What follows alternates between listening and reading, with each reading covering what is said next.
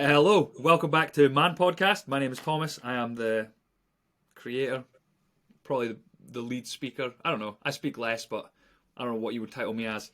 Today I have a very special guest on. Kev has all sorts of nicknames. You'll probably hear a few different nicknames from me.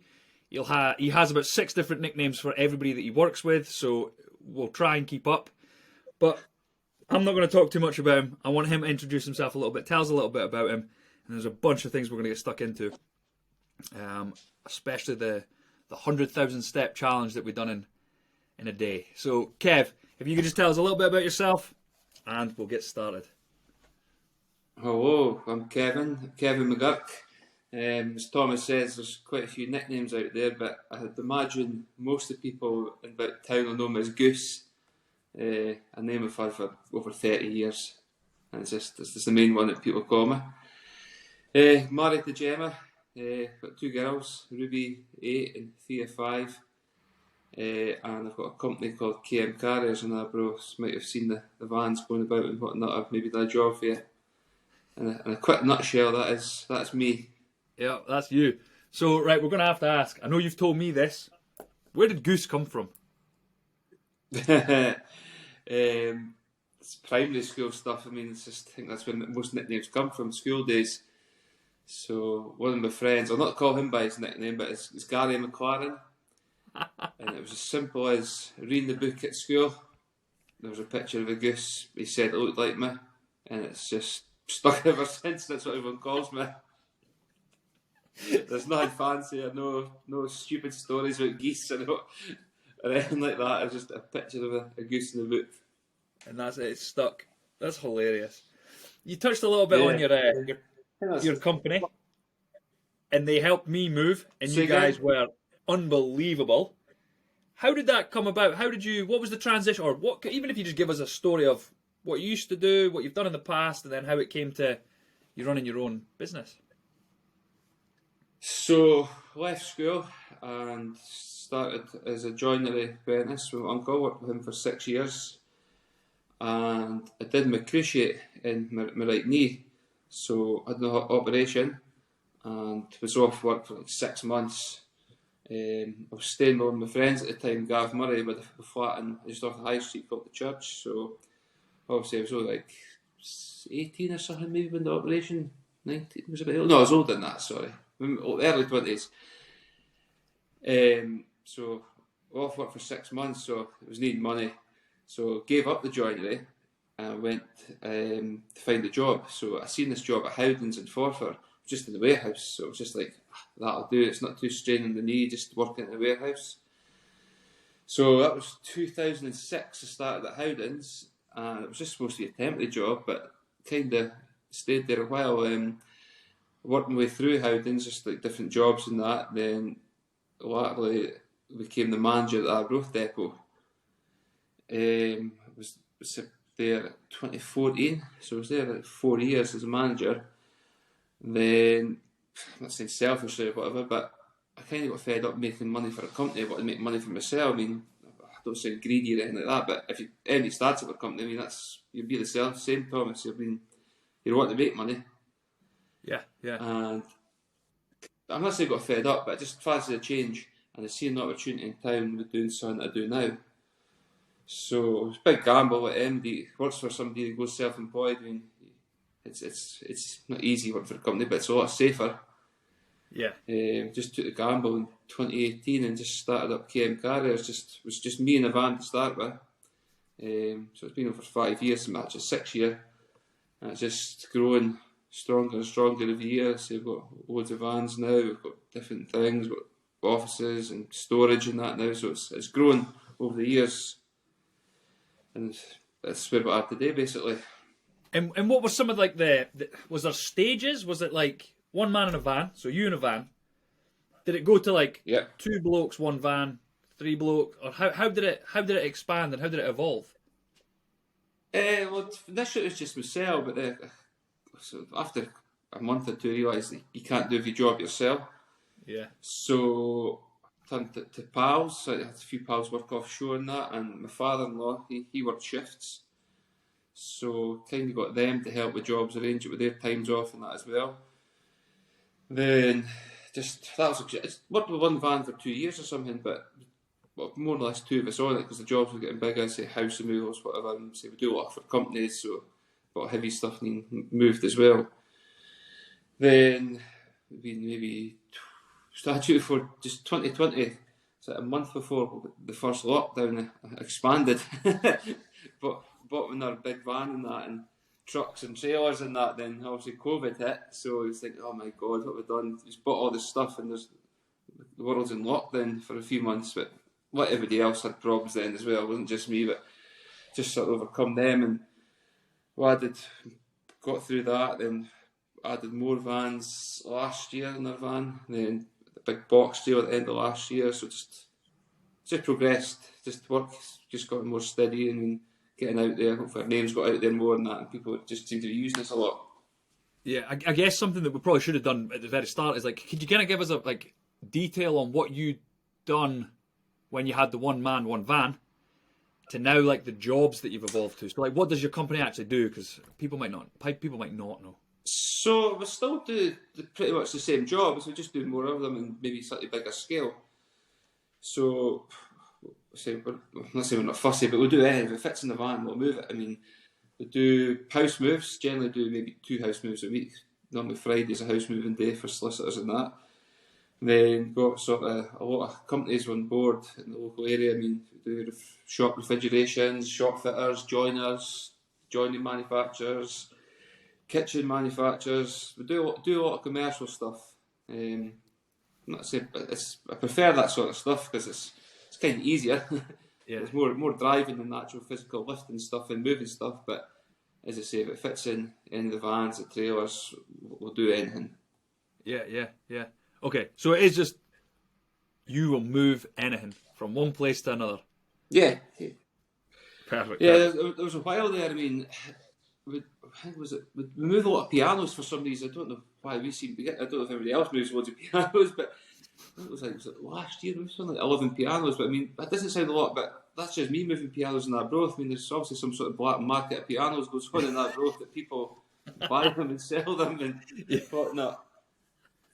And same with hot tubs, just loads of, in the summertime we seem to move loads of hot tubs. Obviously people who buy them on eBay or Facebook or something, and we seem to deliver them, and it's strange. And some of the good things about the jobs is, I mean, you get to see things in bits of the country you've never ever seen before. You probably never get to see. Been all over Scotland. I mean, just random places that you know it's there, you hear about them, but you never actually go. Then been abroad a few times. We've been to France twice, Belgium, Ireland a couple of times, and just driving over to the south of France or over to Belgium. You'd never ever do that in your life, I don't think, any other time, because you would never jump in a car, I don't think, and say, I'm going to drive there to see what it's like. And just seeing the world like that is just, it's random as anything, but it's weird. And it's cool. It's I remember cool the first time I went to France. Sorry? It's a pretty cool aspect of the job that you probably wouldn't really think about. Or an outsider wouldn't think about. And I remember that the first time I went to France, we were going to a place called Pau. It's right south of France. It's I think it's about 40 miles from Spain. So it's right at the bottom. So it was the first time we've done this. So you drive down the Folkestone, down the bottom of England, and you get the train over. You can't believe the size of these trains. They're massive. These commercial trains you go on. I mean, I wouldn't say they're a mile long, but they can't be far off it. They're hundreds of Arctic lorries and vans and everything on them. Wow. Anyway, so we get to Calais and you're following signs and that to get through the bit and that. And it took a wrong turn, just getting out of Calais, still within the port. And I'm thinking, Jesus, we've mucked this up already, because everyone's obviously in French.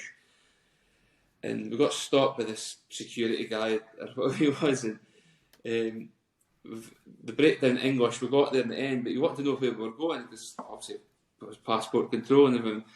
So we said to him, Pau, and he's seen the clock sticking in his head. He's thinking, Pau, he's obviously thinking, that's like 900 miles away south of France, but he just goes to us, Pau? Like just disbelief that we're going to drive down there from Calais. So yeah, some random things do happen. That's a fair trek. So is that how far you had to drive? Like 900 miles from where you got off the train? It's Sorry, 800, so I'm sure it is, from Calais down to Pau. Yeah, it took us 26 hours from Arbroath to Po, non-stop driving to us. I stopped for like maybe 20 minutes here at fuel and Sunday, but it was just constant driving. Jesus. And how many of you were taking shifts with it driving? Stayed the night and just kind of do maybe 4-hour shifts. I mean, not too long, but enough that you can get a good nap and a good rest in the van. Try to get some shut eye and whatnot. I say we spent the night in Po and just turned around the next day and did the exact same journey the opposite way.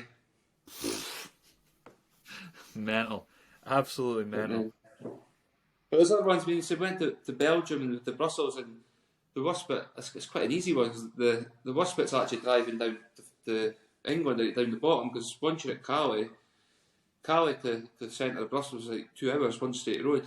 You wouldn't believe how easy it is. Wow. It's really simple, that one. That's class. That's banging. And what is the furthest you've had to go? Is it the south of France? Po, south of France is the furthest we've been, yeah. And we've been to Ireland, and was it last February we went to Ireland? 2 of us went over and had the hotel, but it was actually down the south of Ireland.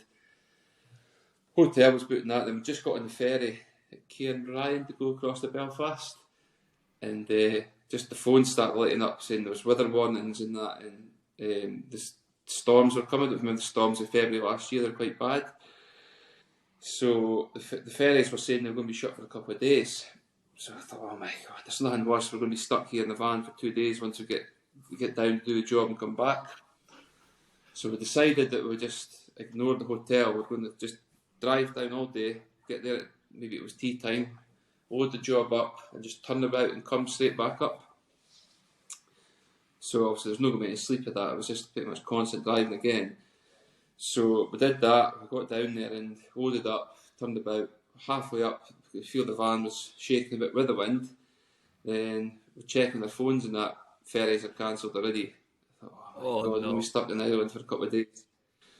But luckily there's another port just above Belfast, and I can't remember what it's called, but we're checking their phones and there was still a ferry that was going to leave. It was going to leave about 4:45 in the morning, but we were against the clock. So this was middle of the night, driving up the motorway in Ireland, just bombing it to get up there. We made it with the skin of our teeth, and I think we just got on the ferry in 5 minutes. The doors were shut and we got across. So we thought, right, we've made it. So just got on the ferry, got some sleep, got back across into Kev and I in Scotland, and got up to sort of Kilmarnock way, and the snow started. And I thought, oh, Jesus. And then it was badish, it was slow, but then we got just north of Stirling. It's like, is it the Cairney Braes it's called? Just sort of Ochterada sort of area. Yeah. The snow was horrific there, and all the Arctic lorries we got stuck on the Bray. So after all that, we got stuck in the snow for hours and hours. We managed to get back to the ferry, avoid all the winds, got back to the mainland Scotland, and it was the snow just south of Perth that done it for us. We were stuck there. Because we'd driven up, we didn't have anything to eat. That was overnight. Our plan was to actually get to Perth to McDonald's and have something to eat. We weren't eating in like 16 hours or something. We'd had sweets in the van, but and proper. But stuck extra time. I was starving. We just got grumpy that day. But just another story to tell people that one. Oh man, do you have like favourites and least favourite parts of the job? Paperwork's the least fun. It's not a good bit it needs done. No, I it's probably similar to you. You probably love your job as well. I really like the job. I don't get up in the morning and think, oh, I'm going to work. Every day is different. We'd never do the same thing 2 days in a row. Never go to the same place. Just every day is an adventure. And the good thing is you get to meet different people. We meet so many different people. I mean, some days we could do up to 10 jobs. It's obviously little jobs, but it could be flying about everywhere in the vans, like Glasgow's Edinburgh, one day and that, but you meet loads of different people, different characters, and for some reason you always speak to them. I mean, they speak to us as well, and get a bit of banter with them, a bit of rapport and that as well. So meeting people is a good one, just different characters. Yeah. I bet everybody will be thinking this. Like, what are like the worst things to move? Like I said, hot tubs probably. Yeah, I mean that is probably, but we've got a big trailer for that. It's handy, but they're just, I don't know. People buy things sometimes and just they don't worry about how they're getting them, but they're not the best things. It's access and obviously they're not quite brittle, but you got to upend them. You don't want to damage somebody's hot tub they've just bought. Yeah. When you buy a new hot tub brand new, they're obviously all in a frame, they're all wrapped up and everything. But when you buy a second-hand one, they're nothing like that. Yeah. They are big. Most of them are big, aren't they? Even if someone buys a small hot tub, it still takes up a lot of space. Yeah, it's still about over 2 metres square, or a circle, but within diameter sort of. Yeah. Would there be any advice you could give someone that's maybe listening that's like thinking about starting their own job or their own business? Is there anything that you would recommend that they do? It's just similar just to Emily starts. It's just having belief and just to take that faith to jump and going to do it yourself. Just have an idea and just to go with it. I mean, it is a big gamble, but luckily for me and like loads of other people, it's paid off. Yeah. But yeah, it's just having the balls to basically go for it. Yeah. A question that, and I had another like local business guy on, Graham, last week I believe, and he seems to have a skill like a similar skill to what you've had to be able to see niches or like see like these little openings. How do you spot them? Like, do you actually sit down and think about it, or did it just clicked one day? I don't know. I mean, just stupid little things like. Bought this big box trailer last year. It's just an idea just to have different options. I mean, the things to do, like if you can leave at places and that, and like I was just sitting in the house one night, just we were watching the football randomly, and son comes to you, and just you could do anything, and an idea comes to you. Just thinking outside the box, what could be the next thing to try and generate more business, to generate this, to make more money, sort of thing, and yeah. Just what can I do that somebody else doesn't do? That's a good way to think about it, actually. What can I do that somebody else doesn't do? Because I think this is like an undervalued skill or talent that some businessmen have. Like that ability to be able to see these things and to be able to actually even think about them.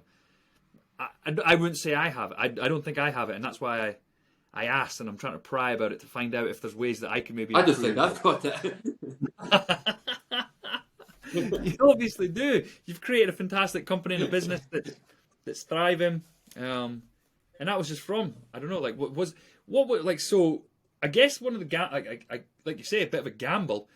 You obviously had a pretty good job before. Yeah.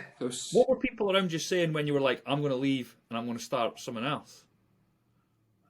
Obviously, I spoke to the German wife, and initially a wee bit sceptical. I mean, what was that? 2018. So my youngest daughter was only like 6 months old. So, wow, bit of a gamble. Obviously, you got not just Gemma's support, and it's a family as well. Talked it through with her, mum and dad. Mum and dad were, as a mum and dad would be, "Are you sure about this? Are you really sure you're leaving a paid job every month? You're going to get that. You've got your pension. You've got this. You've got that." They were a bit more. What's the word? I don't know. Not hold back, but a bit more concerned about it. Yeah. But Gemma was just she was on board. She was, if you think you can make this work and it's right for you, just do it. She was really supportive of it. But I don't know, maybe if she was like mum and dad, I might not have done it.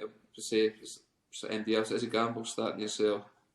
Yeah. And I just seen the opportunity in our growth that nobody sort of done. Well, there was a few guys doing it, but I had sort of vision of what I wanted to do, similar but different. Yeah. I think that's like a big thing as well. I think that's like a key part of it. Like, maybe there are people doing the same thing in town, but if you can do your own way, or you can maybe even find ways to do it better, like you're saying, or do things that people aren't willing to do, there's always opportunity for it, isn't there? Always. Yeah, no, as I said, it did start up, but it isn't just me now. I mean, the guys who've got work with me now, they're the face of KM Carriage as well now. It isn't just down to me because they're doing jobs. I'm not on every job now. I mean, I'm sitting here doing this with you, and the guys are down. One of them's down in Greenock, one of them's down in Edinburgh just now. They're working, but they are the face of KM Carriage as well now. They know the customers. I mean, they can keep it going as well. That's brilliant. They'll be cursing your name though if they watch this back. No, I'll tell them I did this at night time. I won't say I've done it now. It's like bloody 9 o'clock at night we've done that. That's brilliant. That's brilliant, man. Right, let's definitely touch on the 100,000 step challenge. Can you tell the people? What a memory that is. Mate, I'll tell you what. I think it's something. I think, like, we spoke about this. Like, how many people do you know have done it? That's one of the things I remember quite a lot from the day, but I remember when we're walking, like, we're talking about it, and I think you said to me, do you know everybody's done 100,000 steps? And I says, no. And I turned around and says, everyone will know 2 people that's done it now. Yeah. Mental. Do you believe it's 4 months? Wild, eh? It's 4 months next week, isn't it? Yeah. Yes, it's passed. Well, Yeah. it has passed quick, but I can remember every bit of it. Yeah. So do you want to tell the people where it all came from, where the idea came from, what was happening in your life to like lead to it, and then? So it started off in July last year. I signed up to you for the 6-week health journey, and kind of got into walking then. You sent over some gym plans and that, and I kind of said straight away, I must say I don't have time for gym, but not for me. I says I'm going to start walking. Never really, obviously you walk every day of your life. I mean, I'm not saying I've never walked before, but never really went out for walks at the weekend or anything like that. But for some reason, I just don't know. I'd be the kind of guy that would take the car to the shop to start with before.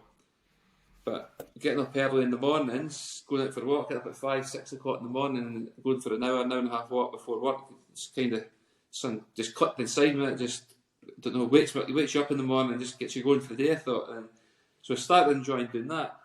So I mean, I think it was like 10,000 steps a day we're doing that to start with. Then No, you wouldn't know that. Then I would start with, then but we're up in that. Then a member he said had to set myself a challenge. So I think we said we'd do 100,000 steps in a week, Monday, Friday. So I was at 20,000 a day. So we did that.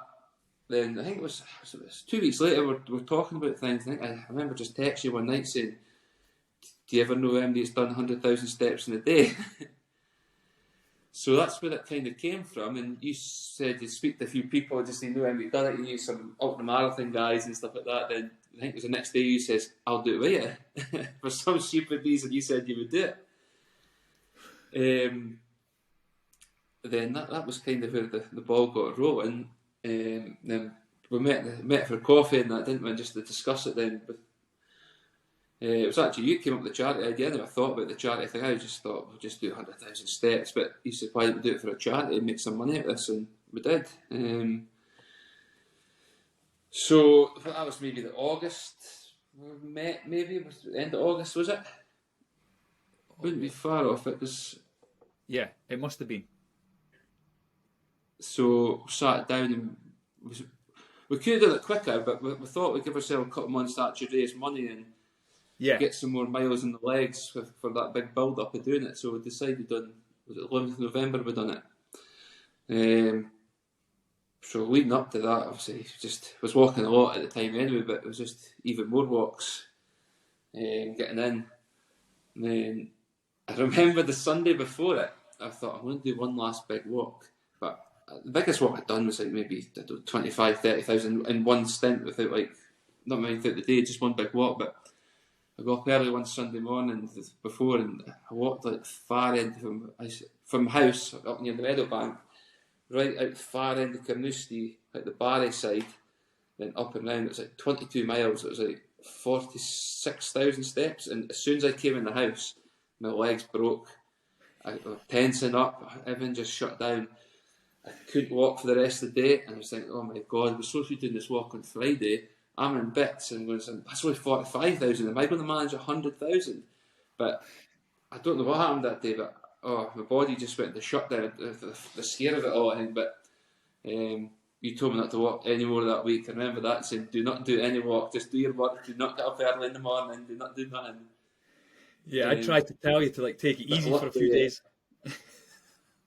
Yeah, luckily 2 days rest and my legs came back, but I was still crapping myself because I think I've got to do more than double what I did on Sunday, and I feel awful. But I didn't feel bad at the time walking. It's just as soon as I stopped. Yeah. But luckily, I say the 2 days rest and that sort of eased it off. And then it was just preparation for Friday. Yep. I don't think there's anything else about the build-up. I mean, it's pretty simple, the build-up. It was just getting the steps in. I mean, never listening to me. I've never walked. No, I've never walked so much in my life within a few months before that. But I actually hurt my knee. Remember? Yeah. I don't know if I stand on my knee. I kind of forgot about that. Was it was it the last week of September? I was out. I had a few beers. I don't know what I'd done. I woke up on the Sunday. My knee was in agony, and it was my knee that had done my cruciate on. So I ended up in 9 Wells getting scans and that. But luckily, they pretty much said there is damage to it, but the more movement you do, it might be better. Yeah. So I forgot about that. Yeah. Then came the big day. Yeah. Do you want to talk people through So pre-prep, like the night before, what time we started, where we started, the route that we took?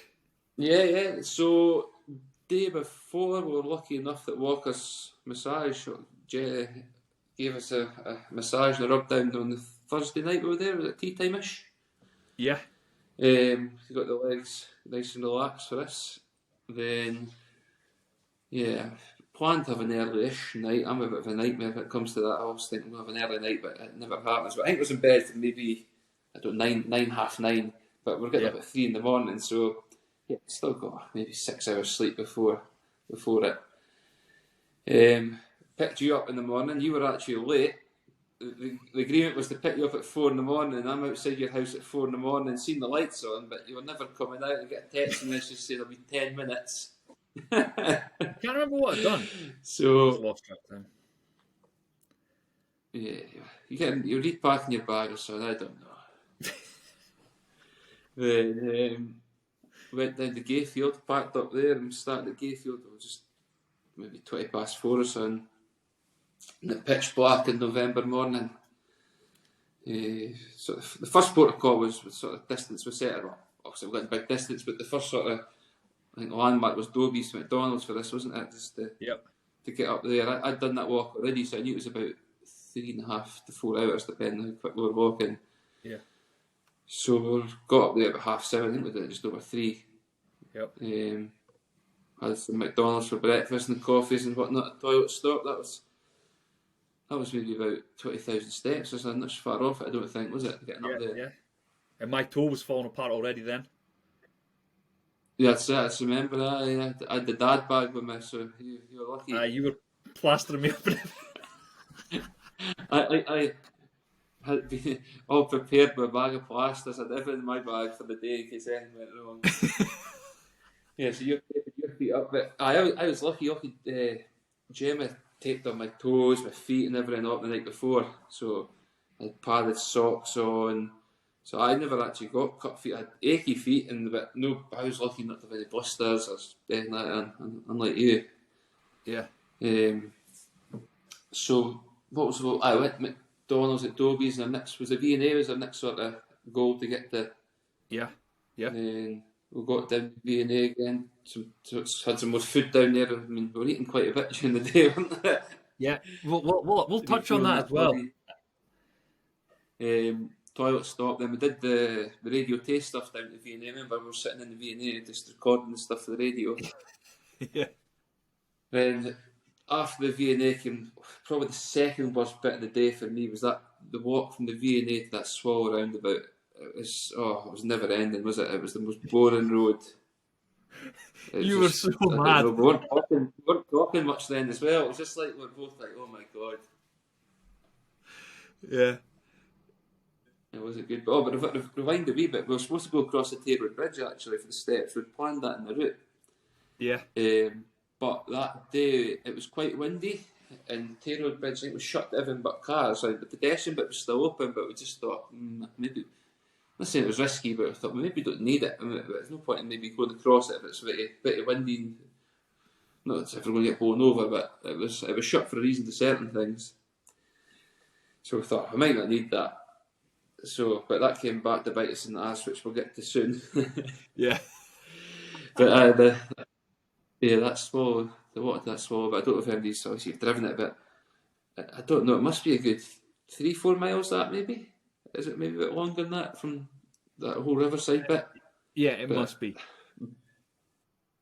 boring. Just I don't know what it was, but because we'd been talking non-stop. I don't know if we just hit a wee wall at that point. The two of us were needing to pick me up, but it was quite quiet going on there. Yeah.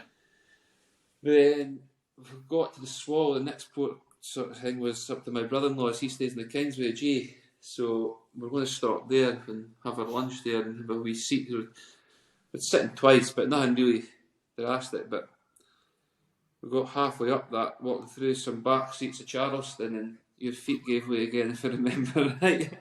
There's a picture of you just sitting on the curb with your feet out, trying to take them up. Then remember that old woman that came by? Saying she was going to stick the heat on you. She was going to go to you or something. Some old Dundonian woman. I just remember she was having to go at you for something. I don't know what it was. It's because I was sat in the way. Remember, it was just like a small path, and I had to like shimmy across. Oh, there was a car park and she was wanting to walk past. Yeah. Yeah. So we got up to Toys R Us today about 1, had something to eat, then right down to Kingsway, wasn't it? That's an easy bit. It passed quite quickly. There was plenty to look at cars going by on the Friday afternoon. See a few people waving at us as well, didn't we? Yep. Where did we go from there? Down strips of Craigie into the ferry. Yeah. Missed my pal. I don't know what we on, maybe about 65,000 steps at that point, maybe, or something. Yeah. I think we must have been, because we were like certain. We were like, this is definitely going to be it. We've got it perfect. Yeah. Then that was maybe, I don't know, about 3 o'clock we hit the ferry, so maybe 2, 3. Then one of your friends met us. So was it Josh? Josh, yeah. He met you, and one of my pals, Mike McLean, met us as well. That was a good pick me up, just to massive, eh? say a face to speak to somebody different, and just they were keeping us going. They walked for us for a bit, I mean maybe an hour or something, just along to Moneyfeith. Yeah, they stayed with us for quite a bit actually, yeah. Yeah. Then Lisa met us at Moneyfeith as well, didn't she? Yeah. Then the real fun started. So don't know if anybody's walked the coastal road from Moneyfeith, but Thomas thought he knew the way. I thought I knew the way. I was just as bad though. We should have. We were on the beach. We got the football pitch, and we got on the wrong side of the football pitch, and it was like walking on the beach. We thought we'll just walk on this, because we spoke to somebody and they said we can get that way. But in hindsight, we should have took the cycle path, but we ended up kind of lost in the pitch black with head torches, and we fell off this cliff into a river. But we were like certain we were going the right way. We ended up just cutting across the shooting range up to the cycle path. Yeah. And Steve and your sister met us. Yeah. And their family. Then that was like, Carnoustie was about 80,000 steps we got to, and this was maybe 6, 7 o'clock at night maybe now. Yeah, it started raining, remember, as well. Must have been about that. Yeah, drizzle rain came on. Then that was when it was just got horrific. I mean, it was always going to get bad as it was going on through the day, but when we hit that 80,000 mark, it was awful, I think. The pain was setting in. I mean, it is just walking. It doesn't sound hard at all. I mean, you walk every day of your life. How hard can walking be? But, oh my God. My legs, just pain I've never felt before. And from East Haven, I don't think I spoke to you from, East Haven to Arbroath, really. No. Definitely. Who was it met us next? Who was it? Lisa's? Who met us? Yeah. The family. My sister-in-law, yeah. Who was that? Remember that bunch of kids, though? Your sister-in-law, yeah. Oh, yeah, I forgot about that. We thought we were going to get mugged or something else. East Haven, there was these torches, loads of torches in front of us, and they kept moving. It was just like, I don't know what, 8 o'clock, it's 7:30, 8 at night. I think, what the hell's going on? There's loads of noise, and they're going on. Like, oh man, we're going to get a kicking from some teenagers here or something. Then we got up there, and it was just, it must have been about 15 of them, wasn't there? Yeah. They were walking to Arbroath to camp, so we spoke to them for a minute too. Then got to the sort of golf course where your sister-in-law met us, but yeah, it was good to see people, but I was getting grumpy. I wasn't really wanting to speak to anybody or anything like that. By that point, you were checking how many steps we were doing every 4 steps. I just remember how many's that? How many's that? Are we there yet? That kid, are we there yet? You would ask me, Tom, how many steps? I'd be like, Kev, you just asked me like a minute ago. Come on, let's get like half an hour and then we'll ask again. I just wanted it to end. Then we've got Ruth and Cammy and that met us a wee bit further up. Ruth and Cammy met us at Elliot. So my brother and his partner. Then we got to sort of the low common. Then Gemma, my wife, and Ruby, my oldest one, met us. That was a good pick me up for me. I mean, obviously speak to your family and that, but it's always your own family is going to be better than always to see them. That pick me up was needing the Ruby made a little sign for us. I don't remember the little sign she'd made for us to say we can do it or whatever as well. And they walked with us to Gayfield, and that's where we're supposed to finish. But when we got to Gayfield, we were on 93,500 steps. We were short. Yeah. So hindsight, we should have went across the Tay Bridge, but so it was 2 laps of the town. But obviously, it was always what I say. It gets worse as it goes on. But that 2 laps of the town, I was ruined. I didn't speak to anyone. Families were there. I kind of, I'm not saying got a second win, but I kind of went ahead. I didn't want to speak to anyone. I couldn't be asked to speak to anyone. I just wanted to end, and we did the first lap. We stopped at Tesco, got some juice, and mine said, how many more? We're still way short, so we're back down the Gayfield. We need to go further then. I don't know if I was at Harbour. We kind of got left on the road at the Harbour Edge when you were coasting it. We made about 1,000 steps to go. So everyone kind of went, because the cars were all at Gayfield, weren't they? So people walked the way to get cars and that to meet us. We thought we'd walk on towards Morrison's. That was going to be sort of final stage where we were going to finish. And so it was just the two of us the last bit, which was kind of good actually. We started it together on our own, so it was nice to finish it on our own. Although it was nice seeing families and that, we'd done it ourselves, so finished it on our own. So it was a Friday night at 10:30 at Arbroath bus station that the 100,000 steps was done, and we had that wee cuddle. Yeah. No, I totally agree. Like, it was so nice. Our watches jammed. It was like 99,999. They didn't actually say 100,000. The watch didn't put it. So we think we've done it. Yeah. We hope we've done it. But no, I totally agree. Like it was nice starting together, finishing together, and like you say, like it was lovely having everybody there. And I think if we had got over the bridge and would come back and it was like bang 100,000 steps, everybody was there, that would have been unbelievable. But it ended up not being like that. So it was just like, right, we've been fine, just the two of us keeping each other going. Like having to talk and hold conversation with like a bunch of people was almost like not stressful, but it was like it wasn't as therapeutic as just walking and talking us two. Yeah, because would say we just like I knew we knew each other before it and that. I mean, we obviously spent some time in that and text and whatever, but to spend 18 hours with somebody like just like we spoke about everything in the world and just our lives and everything. I mean, stuff we would never ever talk with each other before about. It was just talked all day kind of thing. But at the same time, we knew when we both needed to be quiet. We just needed that half-hour silence just to get soldier through a certain bit of the day. Yeah. So, what do you add anything else to the day? What I'm trying to think. Memories there was just so many. Mentioned. There was just. It was just. It's like it was just an adventure. That's all I felt like. I felt like it was. There was highs, there was lows, there was funny things that just randomly happened. There was things that was said to one another that had us like hosing ourselves for hours, like literally hours. And I just think it was such a good thing, and I think it is pretty incredible when you think about it. Like I genuinely don't know anybody else that's done 100,000 steps walking in a day. Yeah. And if I remember correctly, was it like 48 point something miles we done? Yeah, it was a 40. I thought we hit a 50. Was it just short of 2 marathons we've done? I think we were just short of 2 marathons. Just to put that in perspective for people, I suppose, like we nearly walked 2 marathons, but 100,000 steps still sounds. The other way was what was the stat? Well, it was a Google stat. It was like the average person obviously does 3,000 to 4,000 steps a day, like without exercise. Just the day-to-day stuff. An average person does 3,000 to 4,000 steps a day, and we done like 30, more than 30 times that. Yeah, mental. Yeah. Would you have said it's one of the most challenging things you've done?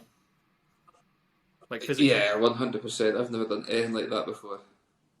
Yeah. I don't think I would again. Hey, you've been tickling me in the comment and messages saying you want to do something else. We've been joking about a 200,000 step day, but we don't think that's possible without running. So what was it, 16 and a half hours did you say? 18? Well, we're out 18 hours, wasn't it? It was like 4 in the morning to pretty much 10 at night, but I think it was like walking. The time we take stops off, and that was about 16 hours it took us, Yeah, no, I don't think it would be possible. I don't think it would be possible. And then, I remember we were speaking the... On you go. Oh, sorry. I said, remember we were speaking, like, it's just mental, we've done this, and like, I think I said that in like 30, 40 years time, you'll be down the street with your grandson, and I'll be down my grandson, and you'll be saying, that's the boy I did the 100,000 with. Yeah. Do you know what? I think it was like just like it was hard enough. Like it wouldn't. I'm not put off. I think I would do it again. I genuinely do. I think I would do it again. But I think it was hard enough to like make it. Like, do you know what I mean? It was a challenge. Like you were going, and I think it's something that maybe people should think about, or maybe even try if someone's thinking about a low impact challenge. I suppose. Yes, it was always going to get harder as the day went on, so steps went on, but up to 80,000, some bits were sore, but it was manageable, I think, but just that last 20 for me done me. And everybody will be asking, like, how were your feet after? When you got home. What was that, sorry? How were your feet after? Well, that's what I'm saying, but I got picked up and got in the car, okay, because we've just been walking, but 5-minute drive up the road, getting out of the car, is like, oh no, the shutdown's happening. Got in the house, got in the bath, stayed in there for about an hour, I think. Just relaxing, and just took me an hour to get back out as well. And then didn't actually got to bed, but I wouldn't say I was overly tired. Obviously, I'd been up since 3 in the morning and just did all that walking, but obviously it was maybe adrenaline or whatever, but just lying there, didn't fall asleep straight away then. Kids were still up at 6 in the morning. I still woke up with them and spoke to them, but I stayed in bed for a bit. Then another bath in the morning, just at the body. Then again, big shout out to Stacey at Walkers. We've got to go back down there for another rub down session and just try to get the body moving. But I remember, you weren't as bad as me, but I was just like walking in slow motion, just pretty much all day Saturday, Sunday. I had a busy Saturday as well. It was a nightmare.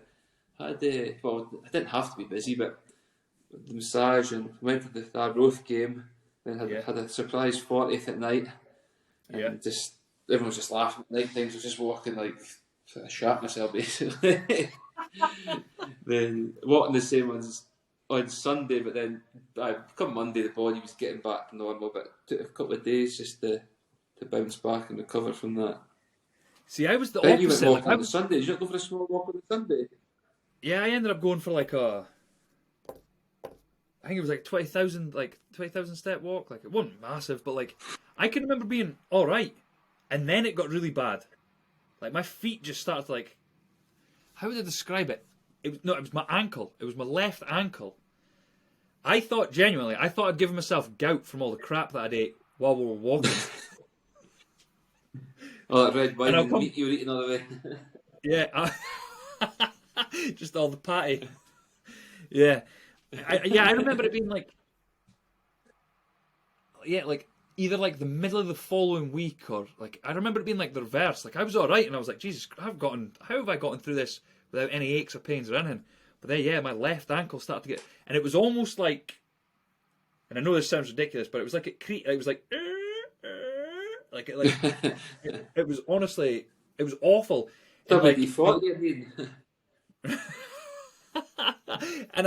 it was like I needed to crack it, but straightening it felt like something was waiting. It was awful. But that was like a week after. Yeah, Something else. 2 days and it got easier.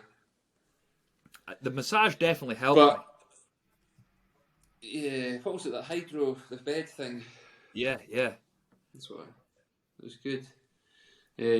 But that was 4 months ago, and I didn't go out for one walk till about, what was that, maybe 3-4 weeks ago. Yeah. I just scudded myself a walking, just didn't get up, been up walking once. Then I've been back at it the last 3 weeks. I've been up at 5:30 every morning, doing 5-6 miles every day. But that's how it took me. I was 3 months. I wasn't walking again. Just scudded myself out of that day. Yeah. You. But what sort of steps are you averaging just now? It's like 15,000 every day, isn't it? 15 plus. Yeah, over the week it's 15,000. Some are 10,000 a day, some are 20,000 days, but 15,000 is the average just now. So still decent, but not quite the 100. Yeah. So I was actually going to touch on food. Like, this is the other thing that I can remember from the day. Is like, and you commented on it a couple of times, like the amount that I was eating.